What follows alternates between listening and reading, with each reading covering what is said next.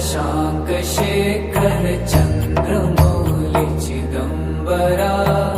कोटि कोटि प्रणाम शम्भु कोटि नमन दिगम्बरा निर्विकारोऽकार विनाशी तुम्ही देवाधिदेव जगत सर्जक प्रलय करता शिवं सत्यं सुन्दरा निरंकार स्वरूप कालेश्वर महायोगीश्वरा दयानिधि दानीश्वर जय जटाधार भयंकरा शूलपाणी त्रिशूलधारी औगणी बाघंबरी